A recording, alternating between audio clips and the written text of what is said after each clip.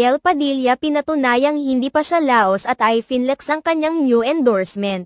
Ipinamukha ng celebrity mom na si Carla Estrada na hindi pa laos ang kanyang anak Daniel Padilla. Matapos sabihin ng maraming mga netizens na nalalaos at nawawalan na ng mga endorsement si Daniel Padilla magmula noong naghiwalay sila ng dating ka-love team na si Catherine Bernardo. Hindi naman lingid sa kaalaman ng lahat na mas dumarami pa ngayon ang mga endorsements ni Catherine Bernardo magmula nang tapusin nila ni Daniel Padilla ang kanilang 11 years relationship. Dahil dito marami ang nagsasabing tila bumabagsak na ngayon si Daniel Padilla at nawawalan pa umano ng mga endorsements.